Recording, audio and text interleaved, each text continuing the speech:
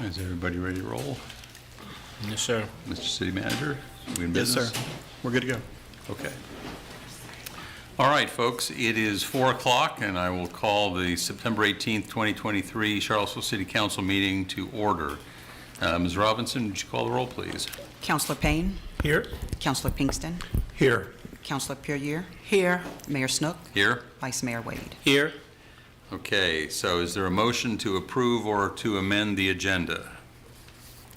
So move. Is there a second? Second. Okay, please cast your vote. Okay, that passes 5-0. Let's see. This meeting, as always, will be divided into 3 main sections. The first section is a work session to hear and discuss presentations that will not involve a council vote. That's followed by a closed meeting, typically around 5:30. Then the City Council business meeting, which will usually begin around 6:30. So at the 4 o'clock agenda, we have 2 things on the agenda. First is a report from Cultivate Charlottesville on the City Food Equity Initiative, and second is the Charlottesville Redevelopment and Housing Authority Sustainability Plan. And first up is the Cultivate Charlottesville, and Jeanette Abinader and Quentia Taylor are listed as the folks who are going to be speaking. Yes?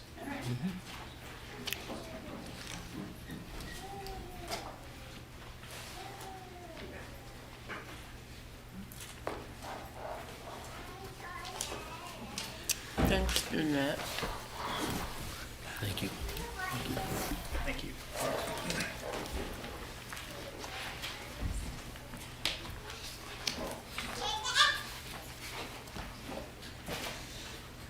Sorry, we thought you had business beforehand.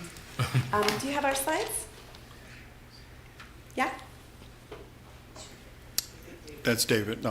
He's the voice. David, do you have the slides? Yes, I believe I do. Okay. That's the behind voice, the- the disembodied voice. He's behind the wall. Pay no Like the attention to the man wizard. behind the curtain. I have the report packet. Is that the same thing? Is that No. I sent this morning links to the slide presentations. There are 2, Who did you send it to?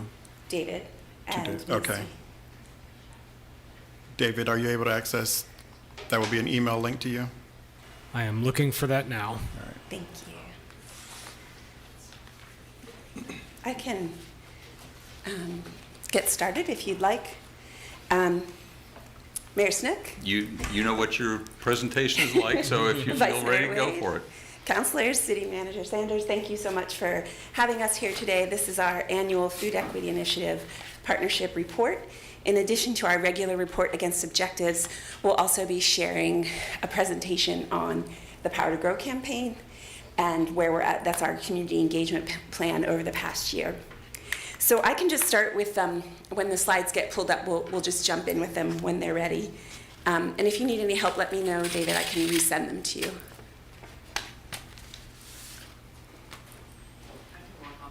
Yeah. Thank you. I'm just going to pull out my clock there. So as you look through your agenda packet, just start. Oh, there we go. Are those the ones? Oh, okay. So this is the second presentation. Oh, no, this is the report itself, I guess. So they're numbered. If you not go to Yes, the if PDF. those could please be resent to me. I see that one from this morning at 7:20. I don't see another one in my inbox.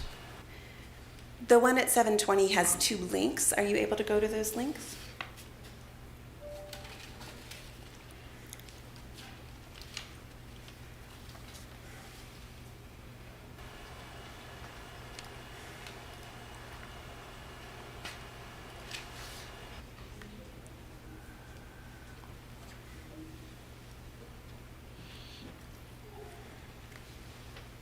Starting with the number 1 food equity initiative. There we go. Is that it? No.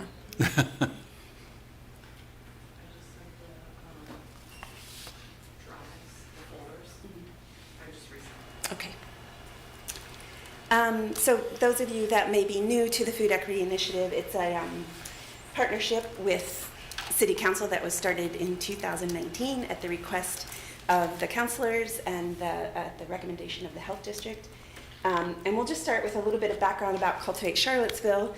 So our focus is on food equity and seeing food as a human right.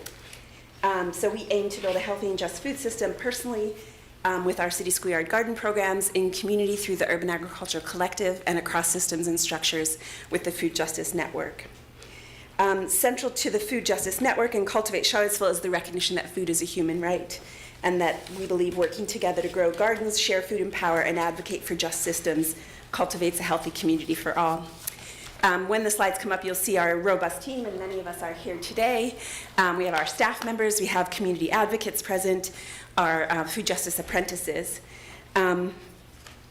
So we'll look at those. So what And is my food? apologies, I'm currently waiting on an activation code that has been sent to Mr. Graves.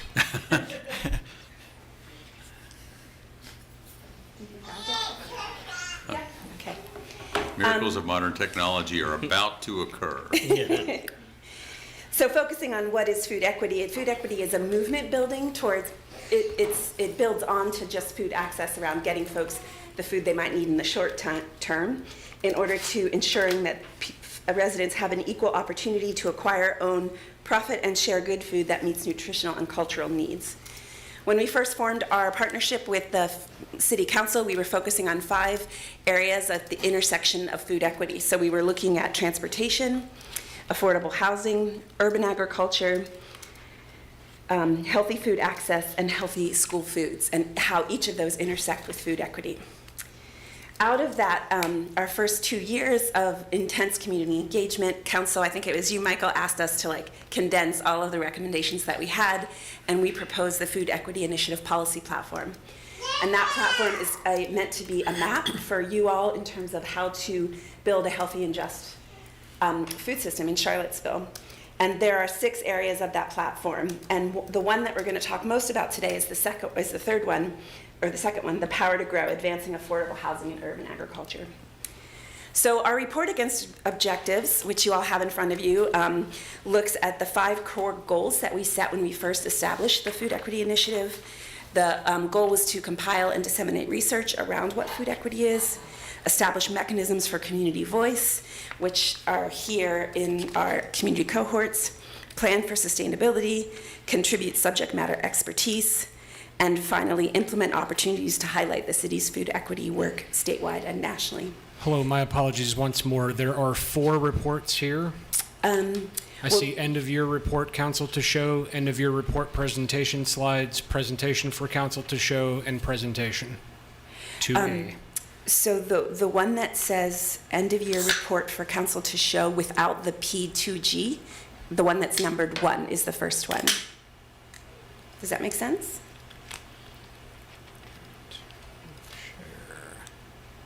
Yeah, great, thank you so All much. right. Sorry about that. Thank That's you. okay, no, thank Bingo. you. We can skip ahead a few. The slide with the blue circles is what I was just talking about. You can, there's our team, food equity.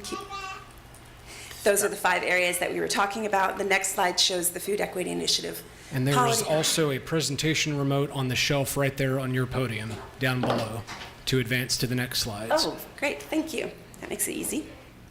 Put you in charge. All right, and those are the areas that we report against. Thank you, David. Where do I point it? Oh, there we go. So we will not only report against those 5 initial objectives, but also the objectives that came up after COVID around community-based food security infrastructure. So the report goes into great detail, and we won't do that. This is just a quick overview. But I wanted to share a little bit about the timeline of our project so that you can see how we've been working with community engagement over the years. You'll see in 2016 was our first USDA Community Food Projects grant, and that's when we launched the Food Justice Network. In 2018, we started the partnership with you at City Council, and the Urban Agriculture Collective also became part of our organization. We did a broad-ranging racial equity training for food system partners in 2019, as well as the Local Food, Local Places community engagement, where over 300 residents were involved in planning for urban agriculture in Charlottesville. And the reason why that's important is that work that we did then is building on the Power to Grow presentation that Aline and Quintia will give you.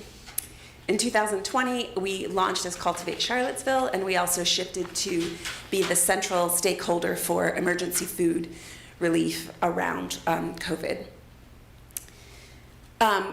In 2021, we launched the Food Equity Initiative Policy Platform, and then last year, the Power to Grow campaign, which you will hear about a lot more today. And throughout that process, we also worked with the city departments to ensure that food equity was included in the comprehensive plan. It had not been listed before, and now there's a chapter on environment, food equity, and climate. So, high-level accomplishments. We engaged over 21 grassroots leaders, ages 14 to 67, with a combined engagement of 6,600 paid hours. Many of those advocates are here today and have come up through the program from middle school on. We found that that's the best way to bridge to community voice, to bring to council representation throughout that.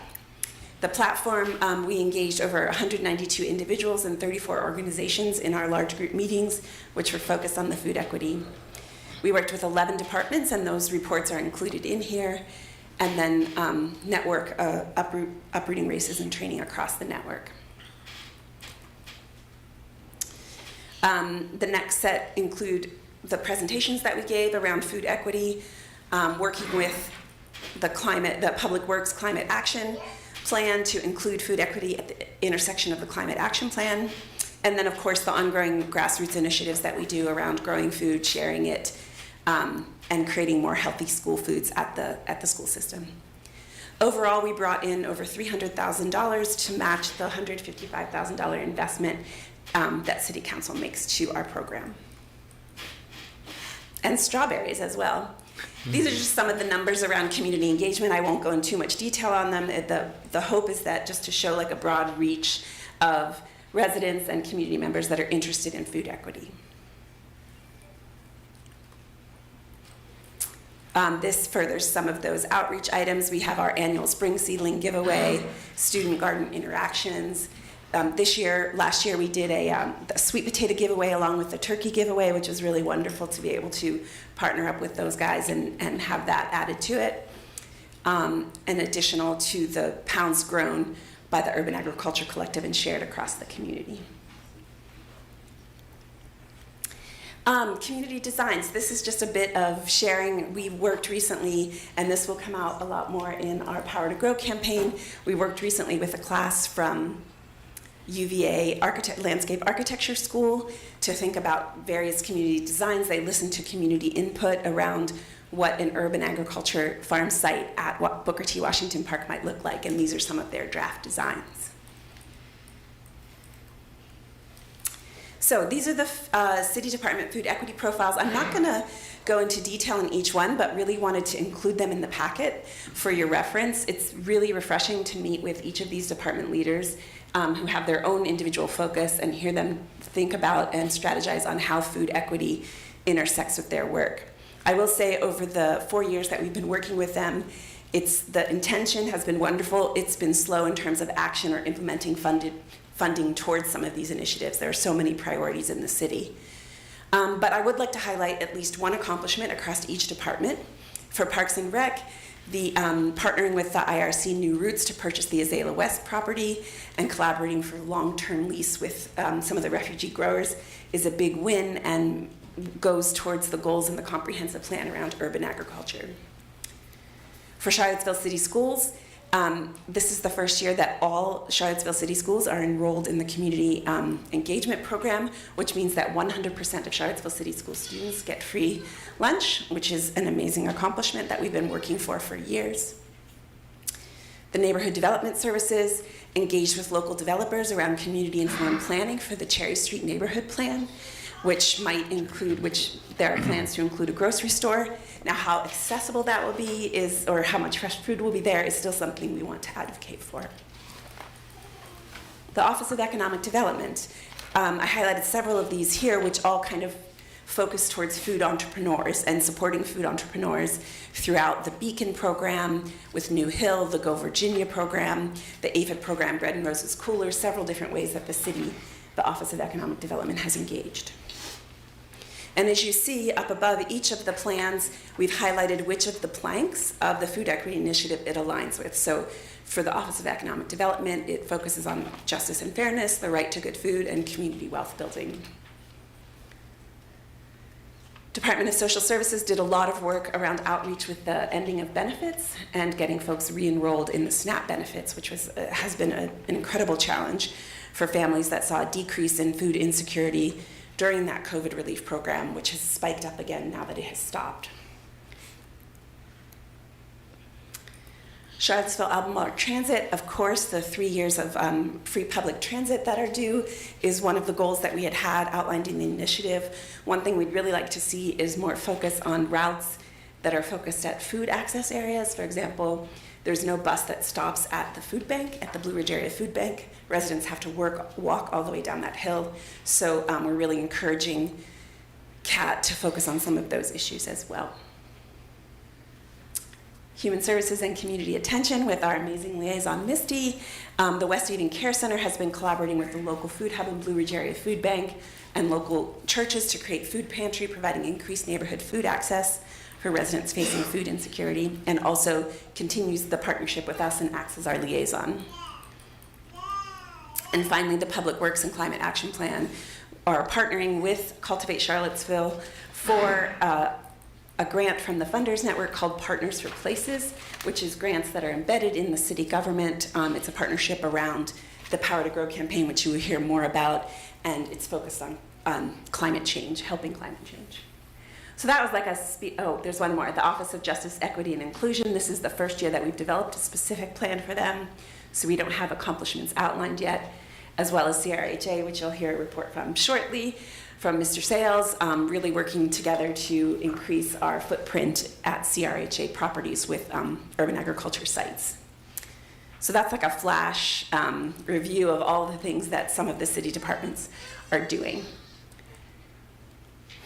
The 6 planks of the Food Equity Initiative this year, through Quintia's leadership, we've focused each of our meetings on one of the equity plans and looking at saying, how are you making progress towards that plank? So in the platform, in addition to goals and recommendations for city, there are listed partners that will partner with city to achieve these goals. And so this is some of the summary. You can see here some of the check marks are accomplishments. I will say we found it pretty hard to shift some organizations from emergency food access to more systems change. It's just really hard to make that shift in investment.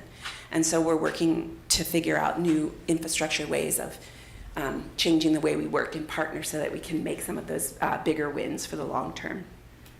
The needle on food insecurity hasn't really changed much over the past 45 years. So even though we're investing all of this energy into it, we still have higher levels of food insecurity than across the state. And so it's still a significant problem. Our budget to actual, this just shows briefly how we utilize the funding from City Council. The investment in staff, of course, is large. 80% of our budget goes towards staff, and we do that because movement building, food equity is about movement building, and so investing in community members to do that movement building, to drive it and direct it is important. And then just highlighting some of the ongoing action for the next year, for the year ahead. So we want to continue with our community leadership cohorts and enter into phase 2 of the Power to Grow campaign, which you'll hear about more from my colleagues.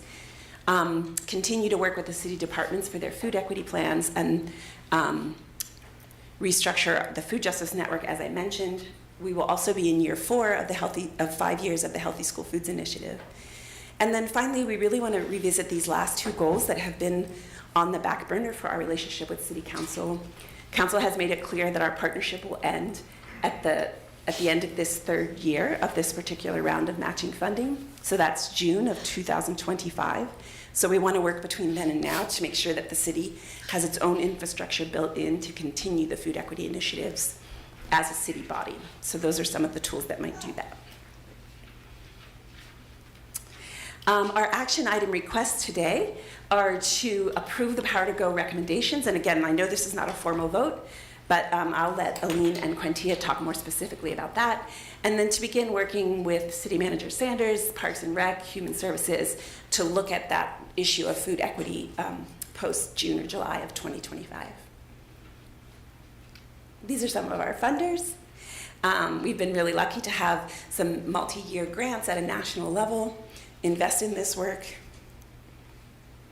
And that is my speed presentation on Report Against Outcomes. I next am really honored to hand the mic over to Aline Carey, our co-executive director, and Quintia Taylor, the program director for the Food Equity and for the Food Justice Program, and they will present to you the Power to Grow. Thank you.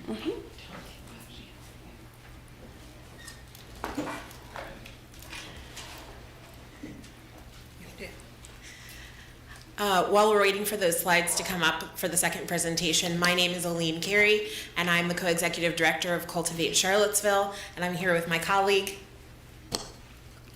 Quintia Taylor, Food Justice Network Program Director at Cultivate. Good afternoon. How's it going, David?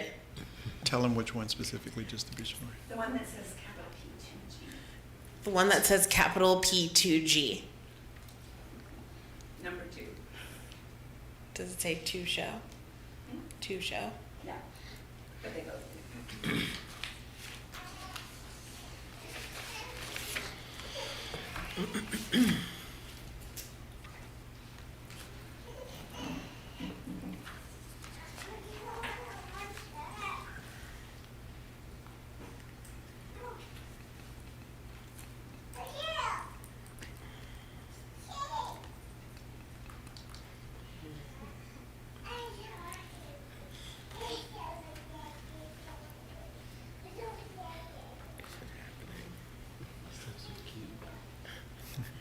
Your own little cheering squad.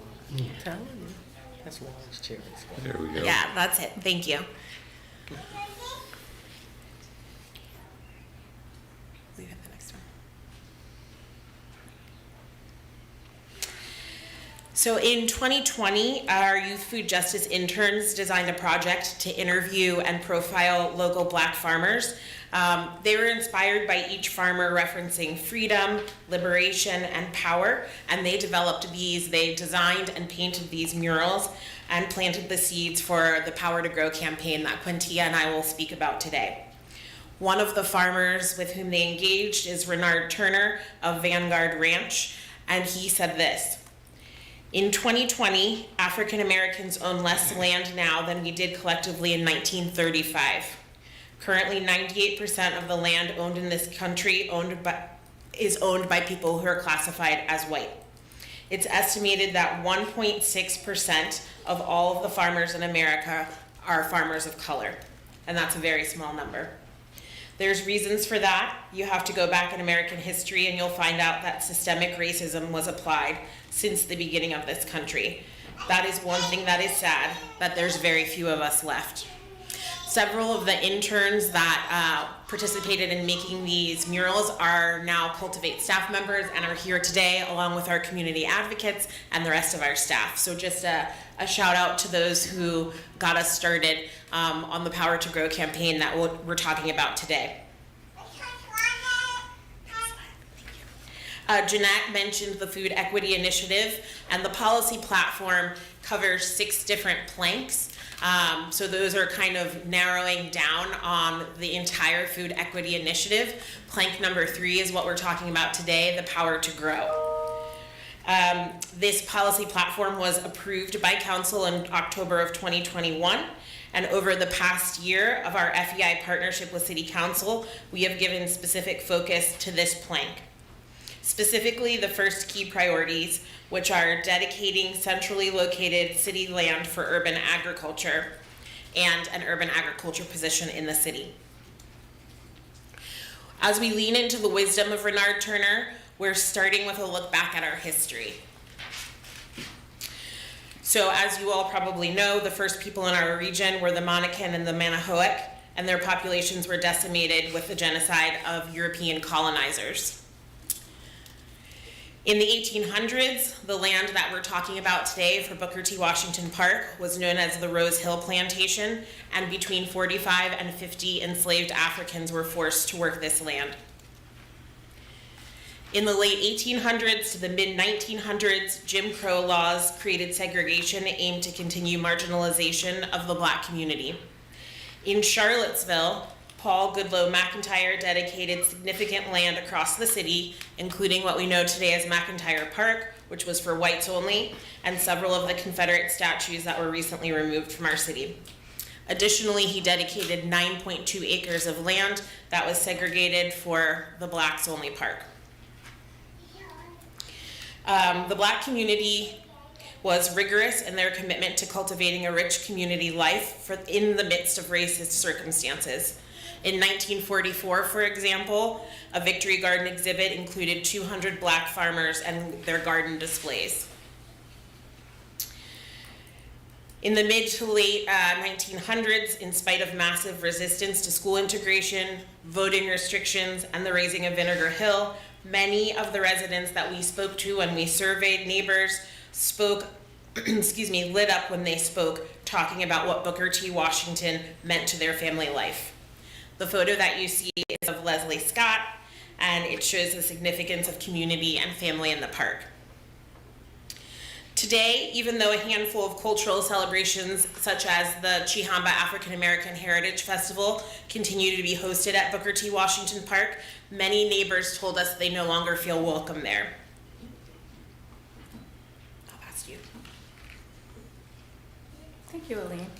So as Aline shared, there's a snapshot of the history of land ownership and Black community life in Charlottesville. So next we're going to look more closely at urban agricultural history in Charlottesville. These are some of the organizations and city departments that care for gardens and urban ag sites in our community. The Food Justice Network is currently working closely through two multiple grants with IRC, New Roots, Trinity Bread and Roses, City of Charlottesville Parks and Recreation, and the City of Charlottesville Public Works on Climate Action. Also highlighted are the many funders that support this work. So let's take a minute to recall the history of resident-led urban agriculture in Charlottesville. Launched in 2007, the Quality Community Council had a vision of an urban farm of what was then Friendship Court. Staffed by Karen Waters, the vision was a farm that would bring together people and their hands growing in the soil and sharing in food and power. In 2011, QCC became the Urban Agricultural Collective of Charlottesville, led by Todd Niemeyer, where it flourished and grew to other sites, growing up to 17,000 pounds of produce in 1 year. In 2017, UAC, after intense discussions with community members, asked Cultivate, or what was then the city schoolyard garden, to manage the program. Over the 10 years that we have records, more than 123,502 pounds of fresh fruits and vegetables have been shared at no cost.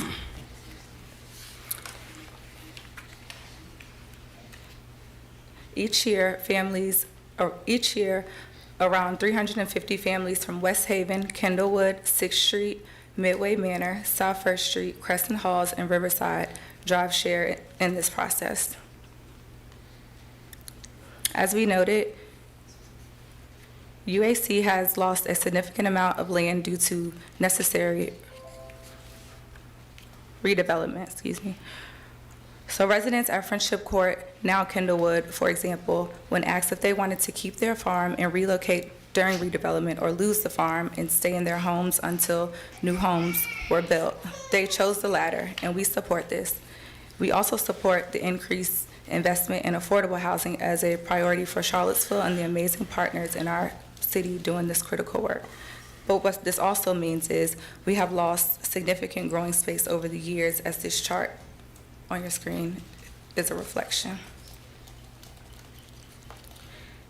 So additionally, it's important to note that the City of Charlottesville has a precedent of partnering with nonprofit organizations that utilize public land for the public good.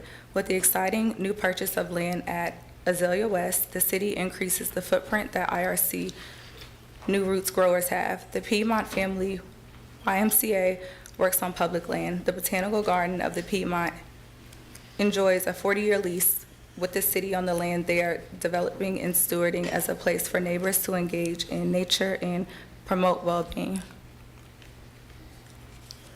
So, where this all comes together, could dedicating a small portion of land at Booker T. Washington Park to cultivate an urban agricultural collective farm site be a reclamation of the rich Black history in Charlottesville, specifically at Booker T. Washington Park, as well as a continuation of our tradition of growing and sharing food and power?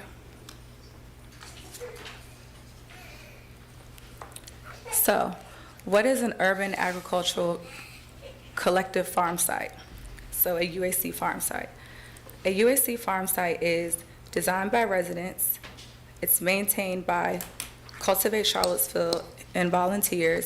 It grows vegetables and fruits for production. The produce from this farm site would be shared at no cost with residents at UAC market days, programming for children and adults, and opportunities for youth to build workforce skills, art and cultural celebrations as well. So in 2019, during our local food and local places community-driven planning process, our residents prioritized public land for urban agriculture that was specifically accessible to Black residents who were losing access to those spaces. Put on hold during imminent emergency food needs during 2020 to 2022, we planned a robust community engagement process to revisit the recommendation and dig deeper into the history of Booker T. Washington Park. So there are many ways that we work to engage residents in helping them to choose and decide if they would like to see a UAC farm site at the park, and if yes, what is their vision? So this timeline outlines some of the key ways we engage with residents. The first one was a community engagement core of 21 individuals and community members who were paid to explore, share their vision, and be a bridge to the broader community. And as Jeanette said, they age and ranges 14 to 67. Our second key ways to engage was door-to-door surveys, 3 in-depth listening circles, 4 our Power to Grow roundtable that was hosted at Jefferson School African American Heritage Center, and 5 a Booker T. Washington Ballpark Observation Project. So where we are now, we have already compiled data for the surveys and roundtables, and we're in the process of compiling data for the listening circles and observation piece, some of which we'll talk about briefly. So our door-to-door neighborhood surveys were a powerful way to engage with residents. Our community engagement cohorts were trusted and known by mainly residents, and we received rich feedback. And I'll just leave that slide up for a second for folks to process. 344 total surveys, 299 of those surveys being with residents, and a total of 6 neighborhoods. So most residents in the 6 neighborhoods surveyed reported spending time at the park, whether as a child, growing up in Charlottesville, or with their own children or grandchildren. Some other highlights include 74% of residents said no, fresh produce is not accessible to everyone in Charlottesville, and many residents indicated that they themselves have a hard time accessing and affording fresh produce. So 95% of residents do support providing free and fresh produce to residents of public and affordable housing. So 94 believe that an urban agricultural collective farm site at Booker T. Washington would benefit their community. So bridging from the surveys, to get more details on the stories, we have began compiling narrative data from the 7 listening circles and 8 community roundtable discussions that were hosted. We hosted 102 diverse community members at the roundtable, and 51 residents participated in our listening circles to date, and we still have ongoing circles that we will be taping and recording at a later time.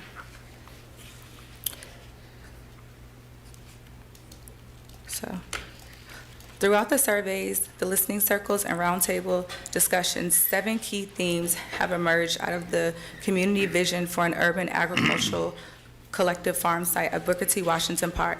Our advocates and apprentices who are in the room are going to share a quote from each category of the themes.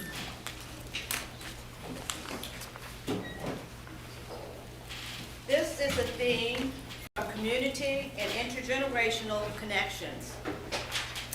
I believe that having a farm at the Booker T. Washington Park will bring families together across generations and build community unity. Elderly folks can connect with children in the garden.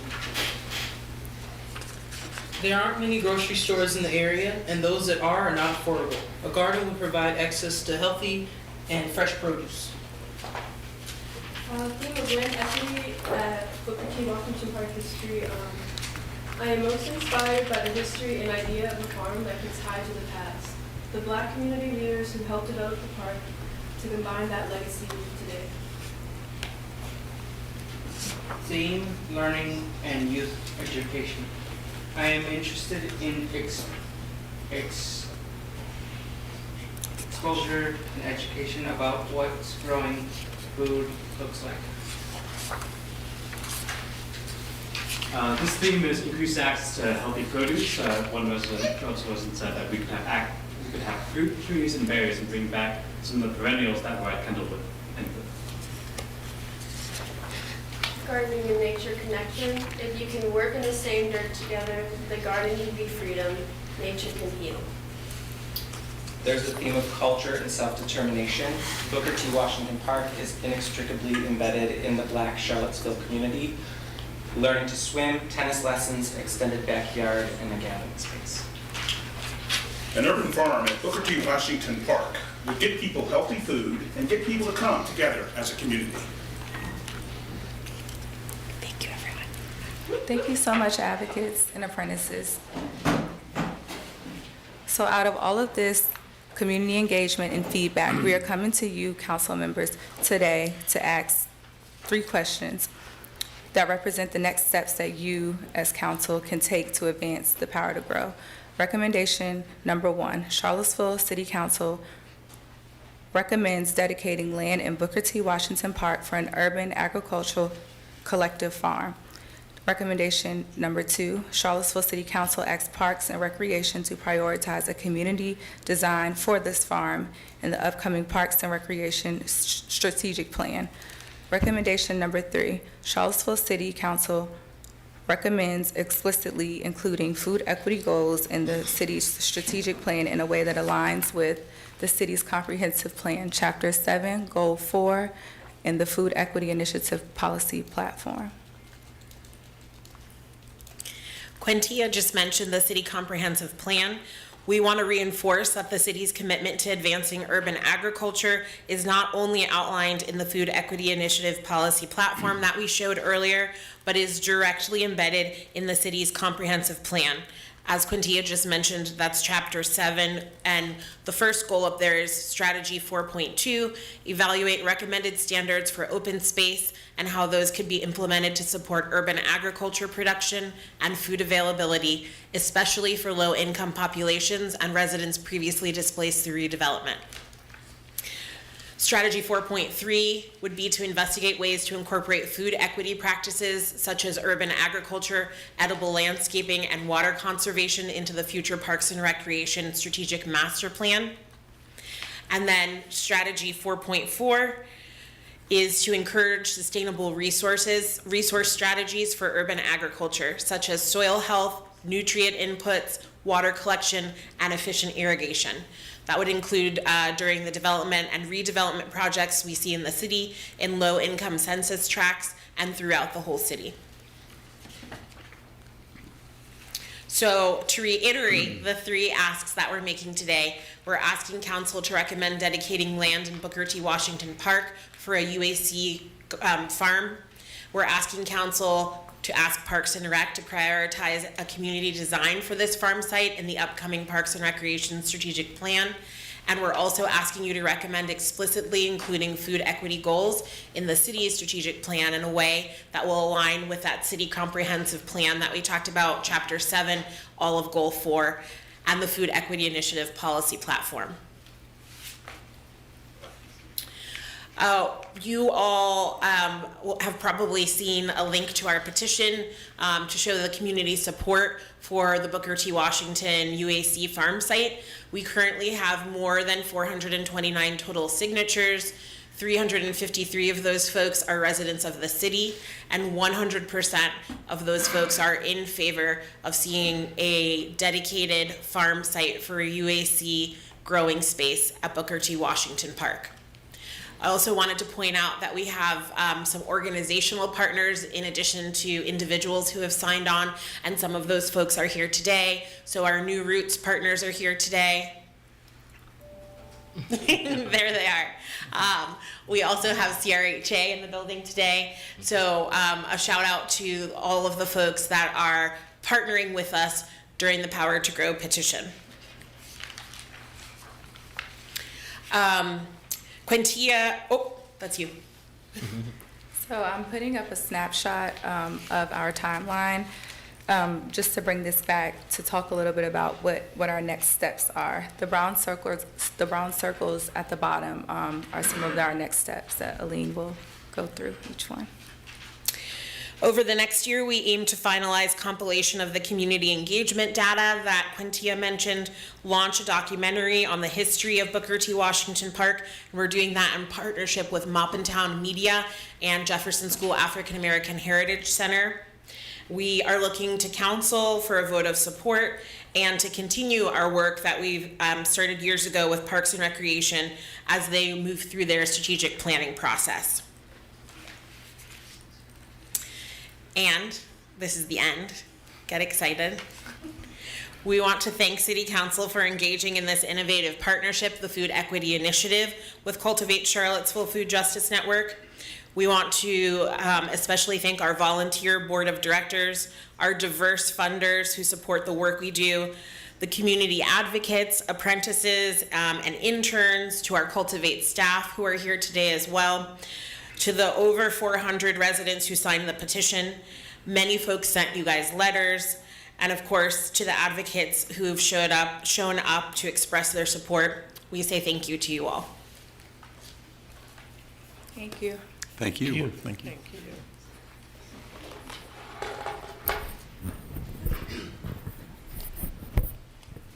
So anybody have any questions for the Cultivate folks? Yeah, as a newer member of council, so in 2021, there was I guess a link up between what council wanted and sort of a connection with Cultivate. Is that what happened? Start. I'm sorry. It started with Councilor Galvin. Okay. Asked the health district to develop a corner store network initiative, which we had just launched one. Okay. And the health district contacted the Food Justice Network, and we worked together and thought that we weren't really poised for a corner store network initiative because we don't have as many corner stores as they do in Richmond. And so we created this model of a food access points across. So that was the launch. It came at a request of council. Okay. And then we joined a 3-year partnership where council provided funding that matched federal funding. Got it. And then last year that was renewed. So we're currently in the second year. This report is on the first year of the second 3-year commitment. Got it. Okay, thank you so much. You're welcome. So, yeah, I mean, I knew that y'all were doing a lot of work. It seemed really a lot. And I'm really looking forward to the history, because some of the history you went over, Elaine, I knew about, but I think would be really interesting to see. Have a couple of questions about the way you envision the garden to be. I mean, a lot of them, someone provides the space and individuals can come and, use a certain part of it for their garden. Do you have any idea at this point what that would look like? Yes, we are looking to have a UAC farm, urban agriculture collective farm that mirrors what our other sites have looked like. So at Kindlewood, which was previously Friendship Court, at South 1st Street, 6th Street, West Street, and right now K-Tech is a space that we're using because of the necessary redevelopment at Kindlewood. So it would be the same model of us working that land along with volunteers and folks who are Cultivate staff are also neighbors who live in some of those neighborhoods. So we have people from Kindlewood on staff, let's say.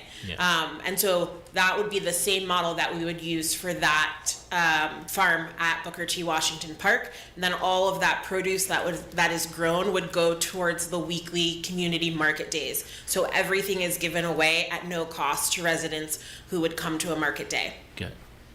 Good. My last question is, Jenny, when you were given funding partners, it was kind of quick, but I don't think I saw the University of Virginia there. Is that, do they provide any funding support at any level? Or? We have in the past received funding from UVA, mostly around the Healthy School Foods Initiative.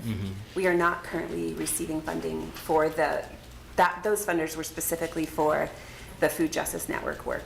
Oh, okay. Thank you all so much for your important work. Absolutely. Jeanette and staff, thank you so much for the report, and thank you for your willingness, Jeanette, to work with my crazy schedule, but I dug in and I read everything in my packet, so thank you. I'm a member of Trinity Episcopal Church, and I love bread and roses. I don't play in the dirt, but I cook anything that comes out of the dirt, because if I have to grow it, it's not going to survive. I'm very, very excited about your proposal regarding Washington Park. My son worked with John Boyd and all of the work that he did for the black farmers in this country. And knowing that Mr. Boyd is a stone's throw away in Mecklenburg County, hopefully when your proposal comes to fruition, we can have him here for the groundbreaking. And I'm very excited. Some of the history that you spoke about, I was familiar with because of people I know that live in the community. But there are many people that live in the community, regardless of socioeconomics or race, that don't have the history of Washington Park. So I think it was really great that it was in your proposal here. What plans, I saw the map, I know where you're proposing to put it. Are you considering doing a farmer's market at Washington Park in order that people that live in close proximity can walk and come and get the vegetables or sell vegetables or whatever the situation would be? Because I'm presuming you would have some that you would give away based on what I read. But if we did a farmer's market, other people could come that may have grown things that they could sell, because you can't grow everything. You know what I'm saying? So there may be some things that we could think about in relationship to that as well, or have you thought of it? We do not currently have plans for a farmer's market there. We, as Aline mentioned, hope to invest in the community market days that are focused on public and subsidized housing residents. But I can imagine that something like that could evolve as we begin to use the park more, create a welcoming space there. That would be an amazing addition for another organization like Market Central or the City Market to Okay, and then also there's the, I don't know what you call it, but the space in Washington Park that's covered, the little area where the pavilion, thank you. I've been doing a lot of reading lately, so my words are not great. But the pavilion, many years ago when I had an opportunity to work with 4-H in another municipality in the Commonwealth, we did things during the course of the summer as it related to healthy food and fruits and vegetables, and teaching the students that lived in the various communities how to make healthy snacks. And I'm just thinking that if we're growing things in the garden and we're talking about healthy snacks and healthy eating, with with the pavilion there, we might be able to have some very specific or small, not large, but specific types of classes to help people know how to prepare the foods and look at them in different ways. Because you can, there are various vegetables that can be used for different things other than preparing them to eat. You know, they're perfectly okay to eat raw or whatever. So I'm just wondering if we can think about that, because I just think this is just so exciting. Before COVID, before the pandemic, we did have demonstrations at community market days. So there were people cooking some of that fresh food and showing, you know, different things that you could do with squash. So we hope to be able to bring those things back. It would be a welcome addition at Booker T. Washington Park, and it would go along with what we do with our students as well. The students in the schools, as they participate in City Schoolyard Garden activities, are able to make things like salsa in the garden, or have tater tots or potato pancakes that they're making in the garden. So it would be a natural extension to be able to do that at Booker T. Washington as well. And that's very exciting. Mr. Wade and I were always recipients of things that the students made from the schoolyard garden. So now you all are going to have to make some things and bring them to city council members so that they can sample what all of your great work is doing. We will do that. Okay, and you've answered all my questions. Thank you so much for all that you do. Thank you for reading that robust packet. I was in. I think I felt guilty because I couldn't, no matter how hard Jeanette and I tried to meet, I couldn't get there. So I dug right in. Thank you. A question for staff. I know one of the recommendations is to prioritize community design in the Parks and Rec strategic plan. Is there a known timeline for when that strategic plan process would both start and then end? You want to take it?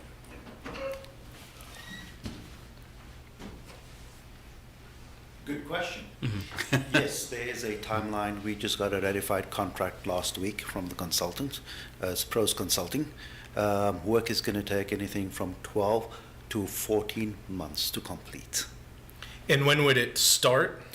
30 days from last week, so we're hoping to start the process in the middle of October. Okay. So that's just by next Christmas, we should have. So we're hoping to, we just sat down with a consultant with milestones, and we're hoping by January 2025 that it will be adopted by council. Gotcha. Okay. And does that process, is that in parallel, or does that encompass the conversation around like a master plan for all of our parks in the city? Yep, so it's a comprehensive master plan, so we are looking at everything in terms of parks and recreation. As we discussed, I believe, with Cultivate Charlottesville probably around a year and a half ago, they came to our advisory board. They've done excellent work in terms of collecting data. Since we got a consultant on retainer right now, we will be requesting for that data, so that data can be added into the master plan, especially about where the gardens, where they would like to propose the gardens. So that data will be incorporated in our master plan as well. Okay, and that would be the same timeline. Yeah, the point being, you all said 2025, you think you could be ready? Just wanted to ensure that our internal bureaucratic processes aren't delaying your ability to, you know, begin this work. But it sounds like the timelines line up pretty well. And our third recommendation, or I can't remember which one it was, about the second recommendation about asking Parks and Rec to prioritize a specific plan. We got that language from Parks and Rec, so I want to make sure, did we articulate that correctly? That's correct. Yeah. So that during this strategic process that they have, that special consideration be given and prioritized to Washington Park, since there's so much community interest in it. So. And the only other question I have is the third recommendation about the language around food equity in the strategic plan. I think would be a positive thing. One of the things I wonder about is, I know you made reference to community wealth building and kind of the need for systems change in order to make a larger impact on food security and these other goals. I wondered if that is even on the city's internal planning side ambitious enough, and whether through our economic development strategy, other areas, if you had any thoughts on would it make sense to kind of for the city to think about like a community wealth building strategy that's more comprehensive in food justice and equity is almost a part of that. I mean, for example, if you had investors with access to tens or hundreds of millions of dollars of capital who bought up all of Preston Avenue in the Rose Hill neighborhood, that would undermine the goals by other ways. I don't know if that makes sense, but I'm curious if you have any thoughts on if you think it would maybe make sense for the city to kind of think about incorporating some of this into our internal planning that way or in that framework. Yes, absolutely. And that's one of our hopes with these individual plans, is that we can spark that conversation with the different departments. The Office of Economic Development is doing a lot, as we listed on there, around individual initiatives, but having a broader sense of like how these all tie together would be ideal. One of the proposed tactics that we proposed was to have, early on, was to have a food equity fund where we would divert 2% of the meals tax funds towards a food equity fund that would support the idea of moving from a foodie town to a food equity town. So we're investing some of those restaurant dollars that come in, the tax that's already being paid, towards a larger fund that could invest in some of these larger projects. So that's definitely something that's going to be on our radar next after this particular, like we're tackling them kind of one at a time moving forward. Can you recommend how that broader look would happen? Like who should we connect with beyond? I mean, my personal opinion is I think community wealth building should explicitly be part of our economic development strategy and our comprehensive plan, and that underneath that, the things you raised would be outlined with kind of the city having specific benchmarks for strategies to implement it. I don't know if that answers your question. Well, I think one short-term thing we can do is definitely look at the language and make recommendations about how that could be a more explicit goal. That's one contribution that we can make for sure around community wealth building. Yeah, because my personal opinion is I think the city should definitely move in that direction and has to think systematically and touch the conversation around who owns land, how do you change patterns of land ownership and whatnot. But yeah, and I definitely support the garden at Booker T. Washington Park. Even before the completion of these internal processes, I think it's clear it's a positive thing, and I thought it was really powerful, that chart about the availability of land as well as the history of who the city did partnership with to give land and who was primarily coming to those areas, what do those adjacent neighborhoods look like, and how do we reverse that pattern. Yeah, thank you. Thank you. And I have some other questions, but I'm conscious of the fact that we're 15 minutes over and the folks from CRHA have been waiting for us. So we'll have Thank you other so much for occasions to your time. talk. Thank Yeah. you. Thank you. Thank you. Appreciate you coming. We've got a very robust agenda. Yeah. We have a robust 4 o'clock agenda. The 6:30 agenda is a whole lot of nothing. CRHA, Mr. Sales. Good evening. I have Gina Merritt from Northern Real Estate Urban Ventures. She's going to be doing a presentation, and she should be on Zoom. And I'll be here to answer questions and to talk about the asks for West Haven at the end. So I see Ms. Merritt there. Yes. There she is. Fire away, Dr. Merritt. Okay, thank you for having me. I'm going to have Shayra from my team is going to share her screen with the presentation on it. And then I will work from my notes.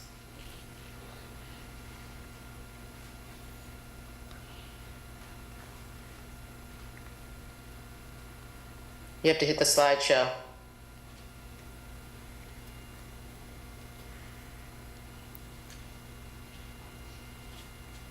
Thank you. Okay.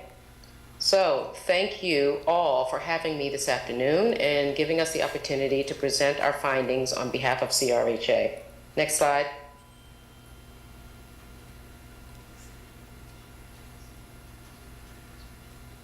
So essentially, we were engaged to perform a sustainability study. The intent of the study was to demonstrate the ability of the agency to be a viable organization over the long term and to prove that the agency's plan for redevelopment helps to elevate and stabilize the agency's overall long-term financial position.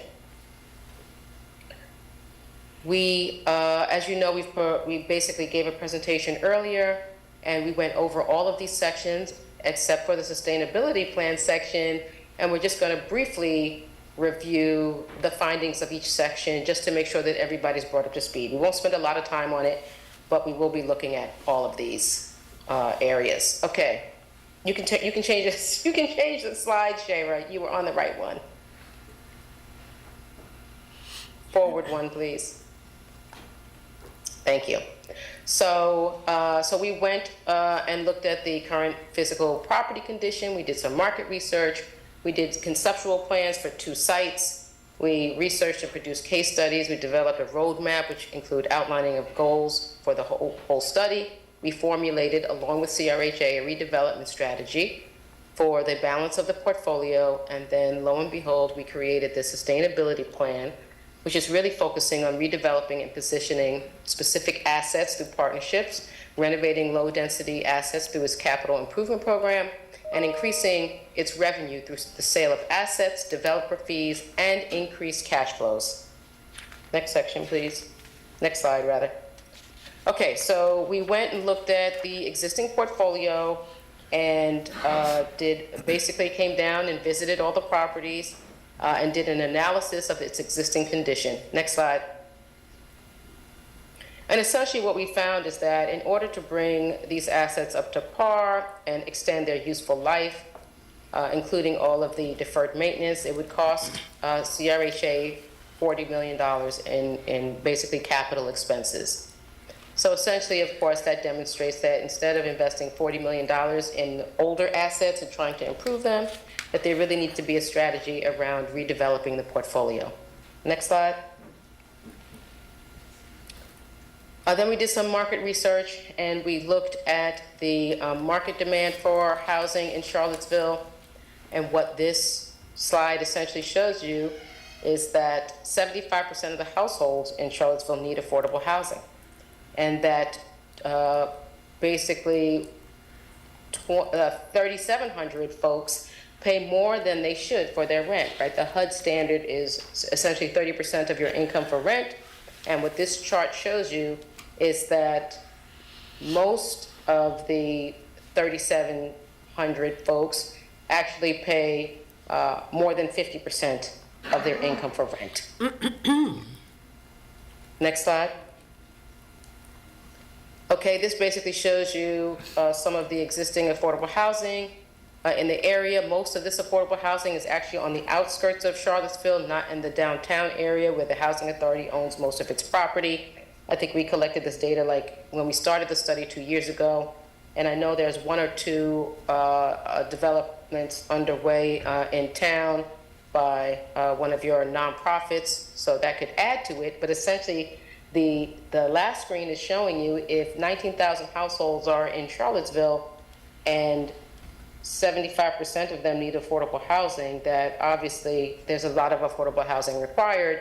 And even with new projects in the pipeline in the last 2 years, that in no way covers the need for affordable housing in Charlottesville. Next slide. Okay, and so in developing the roadmap, it's really about the overall approach that CRHA has taken to redeveloping its portfolio.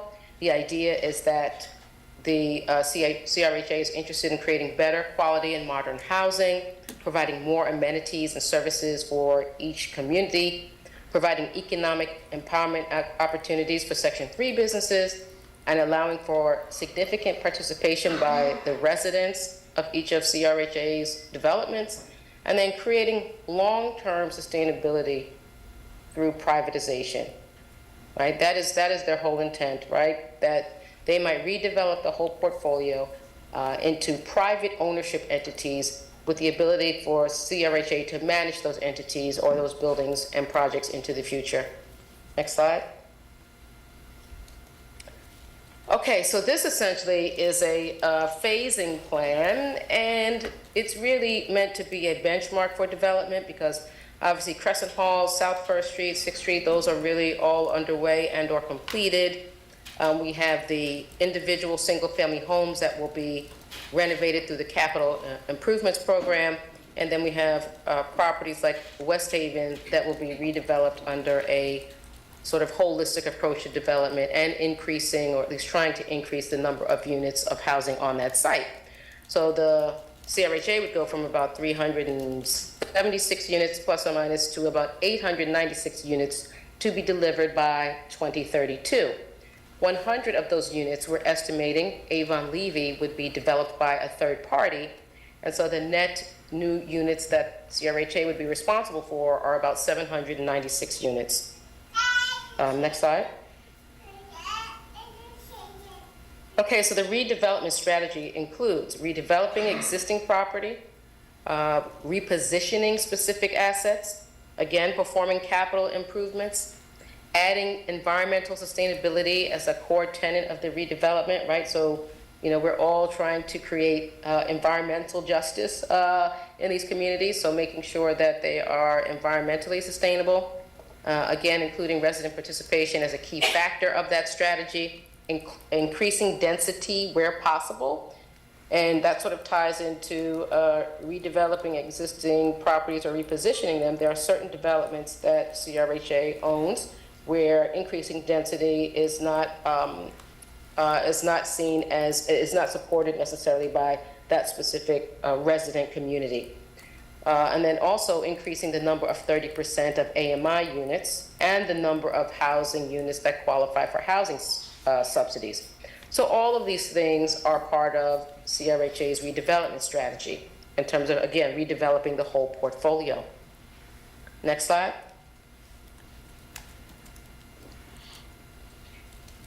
Okay, so this, as part of the redevelopment strategy, we looked at basically Avon Levy site and essentially determined that based on its location and its high value as an asset, and really small site, but high value in terms of the ability for an outside developer to come and build, say, a market rate development, that it could be worth selling that property and yielding a significant value for the sale of the land, right? And being able to create a reserve for CRHA for the future.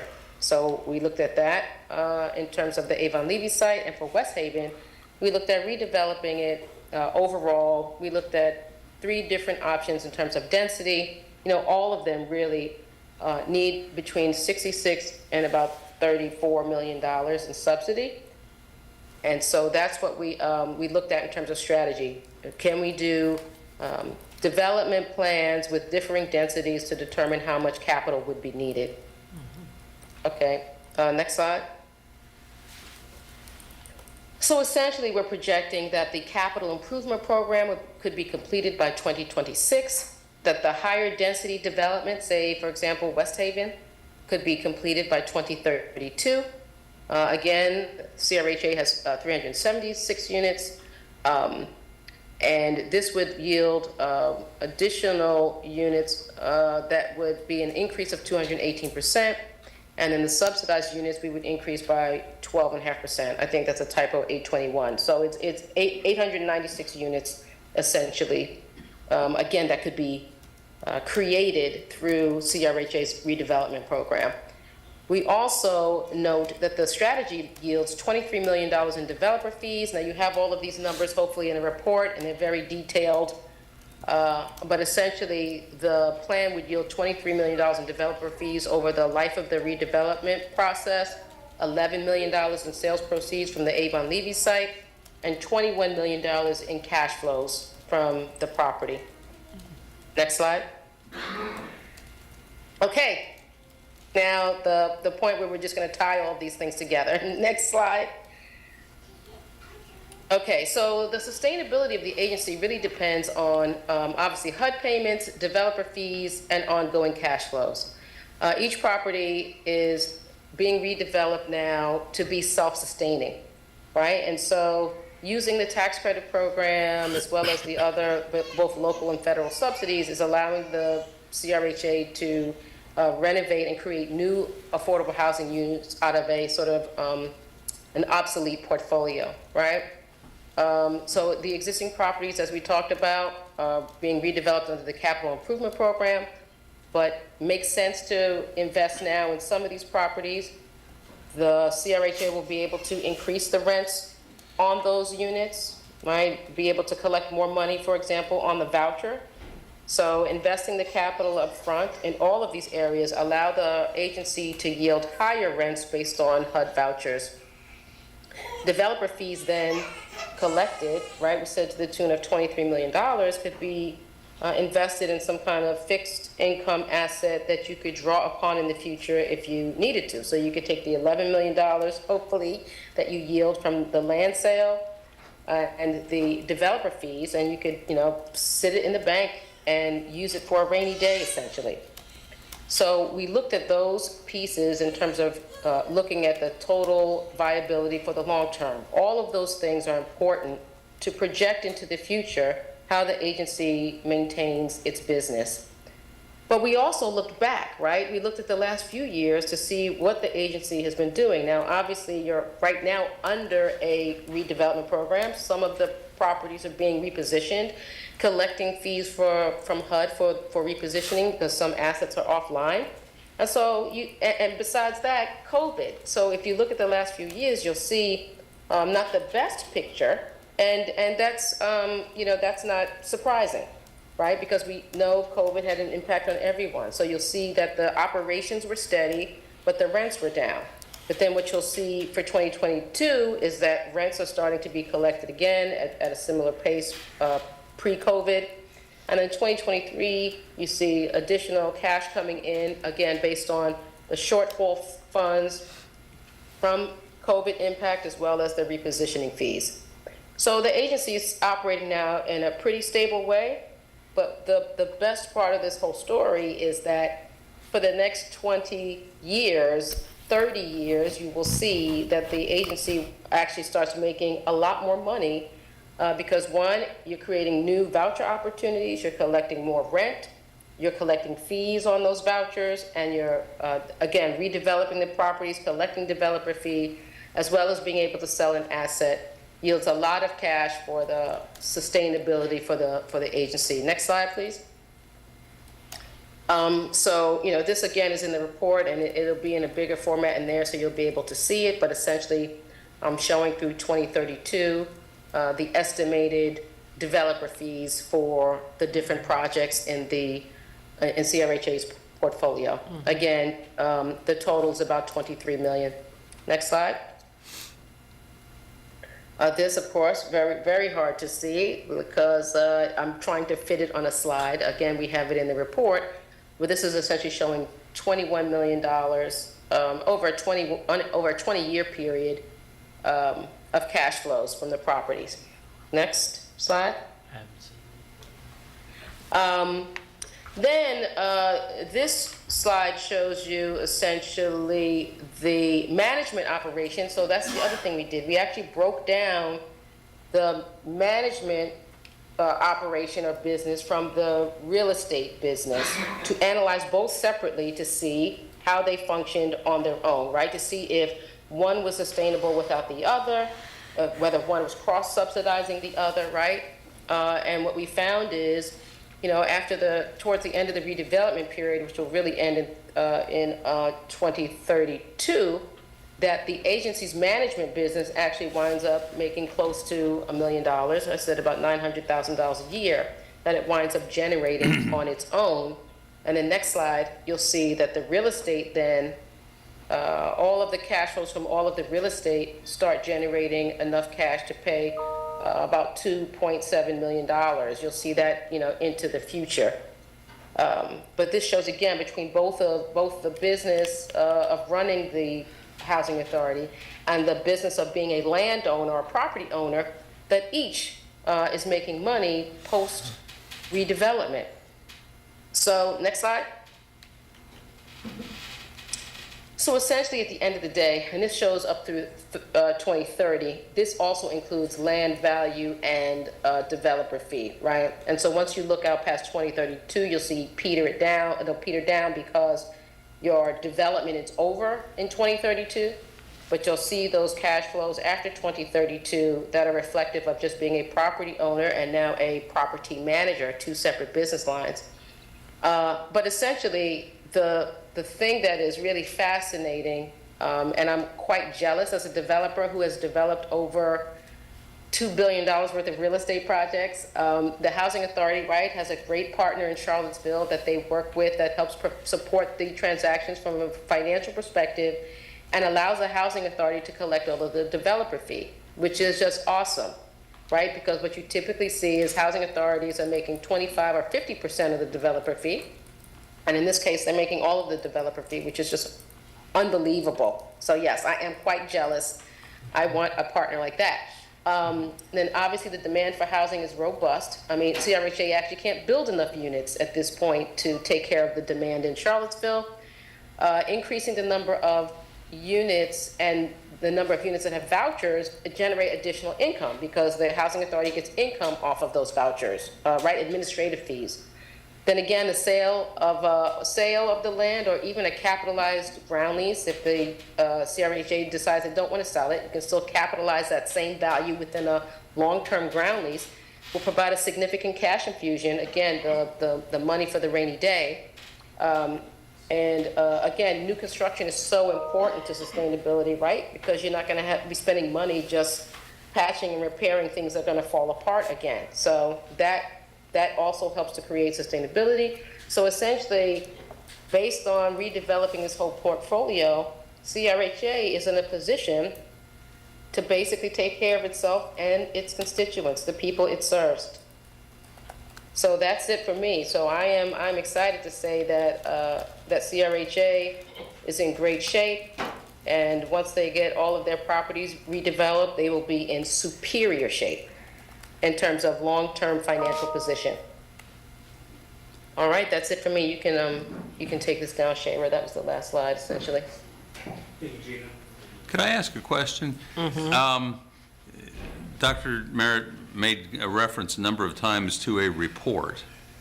Do we have a report? I just sent it to you. That was an error on my part. I forgot to actually forward that actual report to you, so you do have it now. Well, it's part of the packet. Just arrived. Okay. And it is in our agenda packet. It's in the packet. But I don't know if it was the whole report. It was, the presentation is in your report. presentation The actual report is a link. I just sent that. That was my mistake. Okay. Give me something else to read tonight. I referenced that as well as she referenced the report, and I thought about it. I didn't get that report. So you do have it now. Thank you. So I just want to touch base on a couple of things that Gina mentioned. There has been conversations within the last 6 months about what the want is or the ask for West Haven. And I just want to clarify that that is $15 million. I think on Gina's slideshow, she showed that there's a gap of about $26 million in multiple of the options, option A, B, and C, and it ranges from about 250 units to about 350 units. So the ask from the city will be $15 million. We're projecting that's going to be a $150 million project, which is 10% of the overall budget for that project. So how many units will that? We're projecting right now 354, but that could change. We go through a robust resident engagement process where we have resident planners that actually design what happens on their site. Right. And so we've been engaging with them already. We're looking to hire an architect. Okay. We're getting ready to put that out now. So through the engagement process so far, we've talked to residents about economic opportunities in the site, childcare facilities or recreational facilities, and of course more housing and including home ownership opportunities. So you feel that the 15 million that you will make an ask for based on other funds that would be coming in, you would be able to go from where you are now to the 350 plus, is that correct? Dr. Merritt is saying yes. Yes, correct. it is correct. Okay, so given that, I know you have thought through this, Mr. Sales, because you're just that guy. How are we going to relocate the residents? I know you will do like we did at Kindlewood, a section at a time, but some of the buildings, because there are several units in the buildings, several of the buildings have more people in that building than other buildings. So where would you start? Would you start at one end of Hardy Drive or another end, or would you do it based on smallest to largest? Have you thought about that? So we have thought about it, but none of us are professional engineers, and so that's who really is going to be leading that decision. Okay. But we've already started planning with what we're building at other sites. So Okay. we're going to use 6th Street as a relocation site, the new units at South First Street, and then we're also talking to the soon-to-be developer of Wortland, the UVA site, around relocation for public housing families on a temporary basis. Okay, okay. Thank you. Hello, John. How are you? Hey, how's it going? Good. It's nice to see you. And thank you for the presentation. A couple of questions. So earlier I guess in the report, the initials FCI were used. Is that Facility Condition Index? Is that what that? Yes. Yes. Okay. And it looks like they were all north of 50%, 60%. Is that right? Correct. So that means that those facilities they need significant capital investment. That is very true. Okay. All right. I was just looking here online at less than 10% FCI is considered good, greater than 60 is considered deficient. So, yeah, and I'm wondering, has your board had a chance to review this, and where does that stand? No, you all are getting the first eyes on this. All right. It will go in front of the board. I will say the board will not be surprised by the condition report because we've gotten here for a reason. It didn't happen overnight. It didn't happen 5 years ago. It happened 20, 30 years ago when HUD started cutting back funding for public housing, and no one else stepped up. The local government or state government stepped up to support it. And so this isn't new. I think HUD inspections over the last 15 years probably show that there's been a decline in the conditions of the property, and it has a lot to do with money. When you don't have a whole lot of money, on average we get about $250 per unit, and so you don't have a whole lot of money to play with to take care of the units. Mm-hmm. So if we step back to what the whole notion of sustainability plan is, maybe the mayor can help me with this. So this was a requirement of some entity that CRHA. Council. Oh, okay. Yeah, city council. So I wasn't around when this At happened. least February of 2020, and I think one before that as Yeah, well.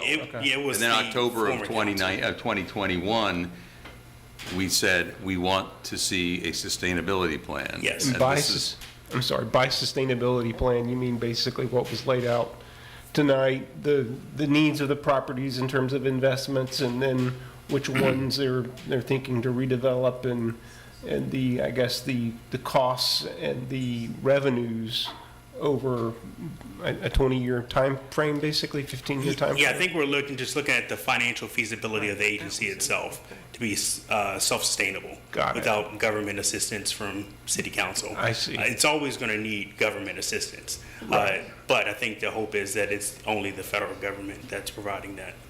Or that it would be the capital subsidy, but not the ongoing annual subsidy, I think was sort of the hope.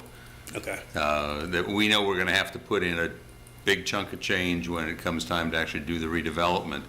But I know in 2020, the discussion was around the question of basically, operating funds and how we were going to get the money together to be able to do the repairs that needed to be done on the places that needed to get fixed, and how there was not sufficient money in the budget to be able to do that. And so at least one of the things that council was saying was, show us how you're going to get out of this mess, and what's the plan for getting out of the mess. And I guess I haven't had a chance to see the report that just got forwarded to us 5-10 minutes ago, but I'm curious to know, sort of in broad brush, what are the major differences in assumptions that underlie this plan? One is developer fees. I've not seen developer fees coming down the pike. I mean, I know when I was on PHA's board, I knew how we would count on those developer fees, but I never have seen them coming in a CRHA budget before. Yeah, so developer fees are captured when you develop a project These are Crescent Halls and South First Street Phase 1 are the first project CRJ has developed since public housing was created.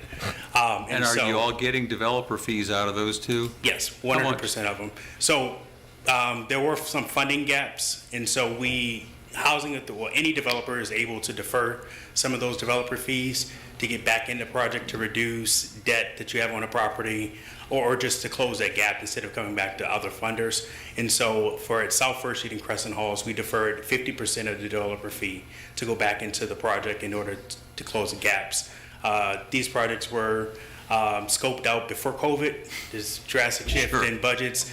We didn't want to come back to the city to ask for more money, so we got Appreciate creative. that, yeah. We got creative, and so half of that money's going back. But the developer fee was increased by Virginia Housing, and so now it was $1 million. Now it's closer. It goes based upon the cost of the project, and so as the project grows, the developer fee grows, and as you saw, they get pretty big when we get to like South First Street Phase 1. I think it's over $1 million in non-deferred developer fee.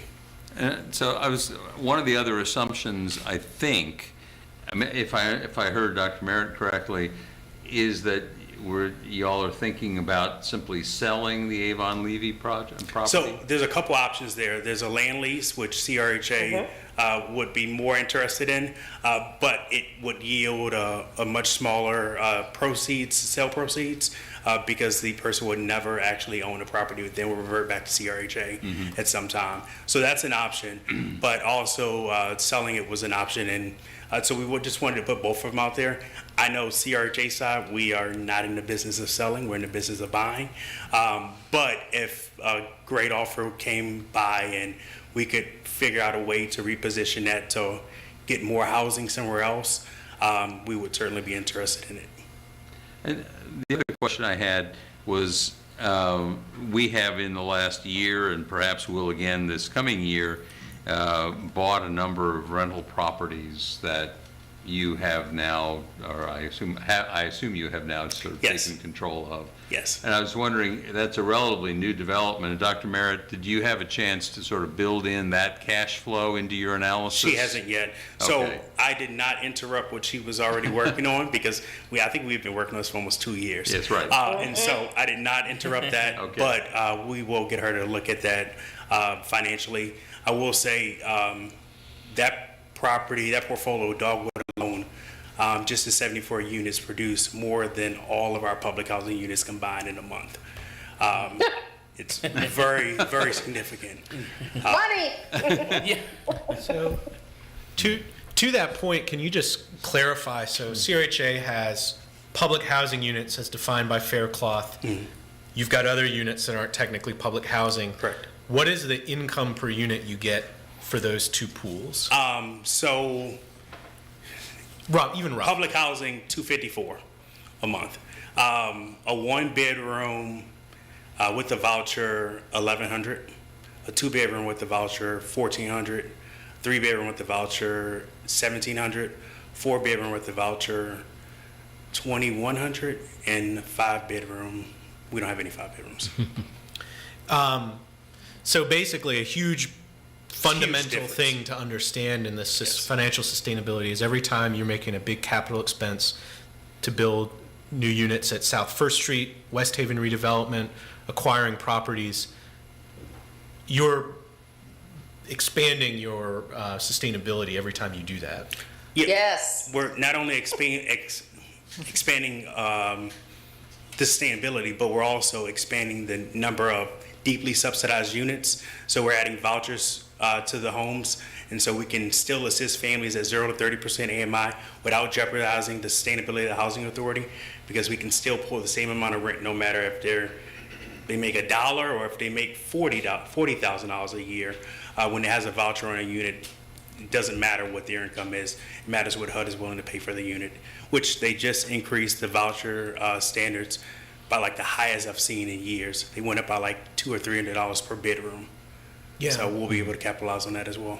Yeah, I just think that's super important to understand. The other thing is, I know in the 5-year plan, the work session we had, one of the things discussed was creating a nonprofit entity that could potentially have allow more fundraising sources for CRHA. Could you just talk a little bit about that as a potential option for financial sustainability?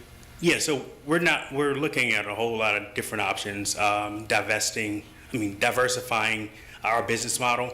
So we're looking at the nonprofit, which is going to really focus on providing resident services. So we're already doing that work, but we're not able to apply for a lot of grants because they look for you to be a nonprofit, and so we're working on that now. We're looking at becoming a larger player in the tax bond market. So we did our first deal with Midway Manor, and so we're talking to 2 other developers about doing that for their project, where CRG is going to get a small fee every year for providing tax bonds. It's a thing that only housing authorities can do here, but CRHA hasn't been a big player. The big players are like Norfolk, Richmond, and they're doing a few a year where they're generating money by literally not doing anything. They don't have stake in the property. All they have to do, their board passes a resolution like we passed, and then the lawyers go to work. And so it's a great way for the housing authority to make money without doing literally any work, not owning a property and not taking any liability. Have a couple calls. Ayan, are we fine to go a few minutes Yes, over? Yeah, we can go a little, Yeah, go. Yeah, Sorry. And 5 or 10. you referenced the $15 million needed from the city for West Haven redevelopment, which is good. We can all wake up every morning and repeat that number. But what is the amount of additional subsidy you anticipate that would help leverage? So I think that $15 million will help us bring in $150 million. We're looking at several different opportunities. We're looking at a choice neighborhood initiative, and so we have a planning group for that. We're currently talking to a firm to assist us with writing that grant. They've been 100% on both the planning grant and the implementation grant. So there's 2 different grants for choice neighborhood. There's one that allows you to plan, and so get with your community members, your board, and then plan what actually happens to develop an actual application that goes to HUD. And so HUD has increased their funding for choice neighborhood, and so we think West Haven will be a great candidate based upon its history. And so we're going to put in an application for that, and that will be for $50 million. Okay. Thank you. This is all really helpful, and just makes me think again, reading Richmond Times-Dispatch, other areas, how unique we are in terms of what we're doing in the state of Virginia. Everywhere else is tearing down, privatizing, no resident involvement. And so it's not always easy, and there are growing pains, but I think that's because we're doing something unprecedented. And I appreciate all the work that you have done to help get us where we are. So thank you. Thank you. Yeah. Thank you. So, Mr. Sales, a comment and a question. One of the things that I used to worry about, and I wasn't on council, is the building that has completed its renovation. I was concerned about the residents of Crescent Hall if something happened because the building needed a lot of work.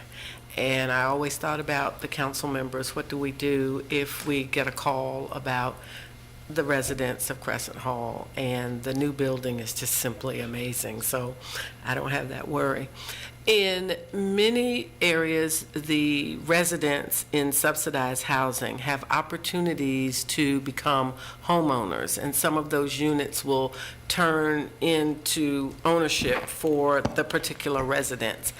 Are we thinking about doing that? I'm wondering how people become homeowners short of moving out of where they are to another location within the city. So are we thinking about doing that? Yes, so actually at 6th Street in our Phase 2 plan that will eventually become in the city council, there is a set-aside piece of land on the site for 6 affordable for-sale units for first prioritizing families that have been living on that site, and then families that are in public housing, and then the general community that are low income. Okay. And then we're also, so the voucher program is really unique. Not only will it subsidize rent payments, but it would also subsidize mortgage payments. So we will be utilizing that going forward. We have it on our plan that we presented last week to our board to start using up to 5 vouchers per year for home ownership, and that will allow a family to use their voucher to make a mortgage payment. So as long as they're debt worthy for their portion, they could purchase a home with it, and we would subsidize it for 15 years. Okay, you answered my question. Thank you. John, great presentation, and thank you all so much for your work. I just had a couple of comments. One is I just want to make sure I understood some of the statistics that Dr. Merritt was saying, that essentially 3 out of 4 families here in Charlottesville are paying more for their rent than government guidelines. I heard 75%. I think it's 75% of the families that will qualify for affordable housing. Yes. Okay, I just want. Yes, thank you. Yeah. And the $15 million, I think we want to support this, but